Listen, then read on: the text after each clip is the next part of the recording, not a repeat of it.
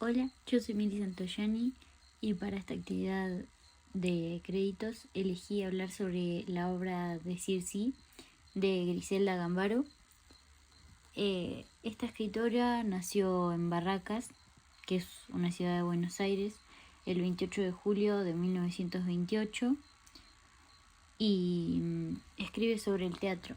En varias entrevistas ella dijo que siempre le gustó leer teatro, entonces optó por escribir ella misma.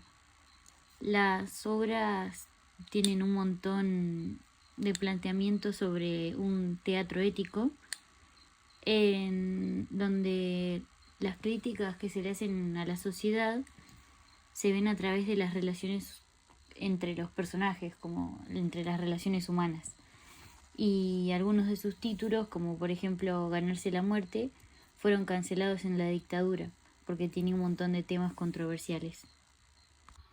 Desde un principio notamos cómo la obra no va a ser una obra común y corriente como lo que estamos acostumbrados a ver, porque entra un cliente a una peluquería, que es donde ocurre toda la obra, y empieza a actuar súper raro, como nervioso y al mismo tiempo excusándose y pisándose a él mismo con una actitud verborrágica, mientras que está el peluquero que en vez de ser como todos los peluqueros normales que hablan hasta los codos y son súper cálidos, empieza a mandarlo y con muy pocas palabras.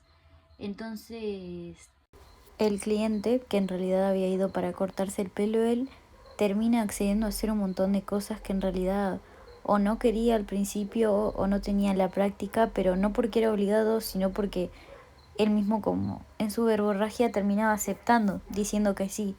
Y a eso se relaciona con el título de la obra, que es este mismo, Decir Sí. Hay que tener en cuenta que si bien la obra se autodenomina como teatro absurdo y podría parecer a simple vista que no tiene sentido nada de lo que está pasando, en realidad se escribió bajo el contexto de la dictadura militar. Entonces, en cierta parte, es como una crítica a el papel que asumiría cada personaje social como dominador o el que está siendo dominado. Fue mi primera experiencia con una obra de teatro absurdo, así que al principio no fue tan difícil de llevarla a la lectura, a pesar de que era cortita, me trababa o por esta actitud urrágica del personaje como que me costaba pasar de párrafo, porque había demasiadas acciones descriptas y me terminaba perdiendo.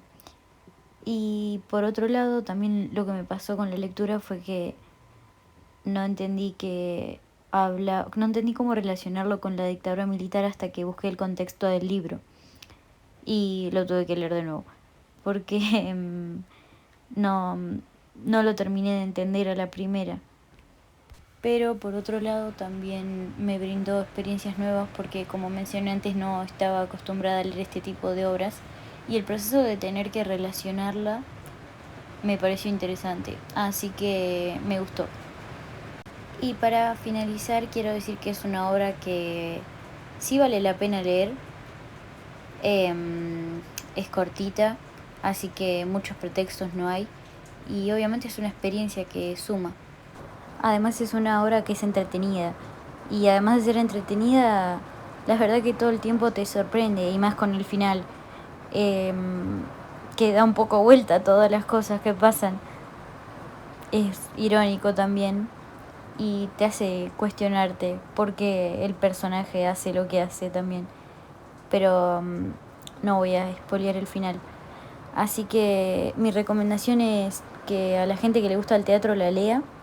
Y si también se busca algo fuera de lo cotidiano, es una muy buena opción. Y esa es mi reseña del libro. Gracias por escuchar.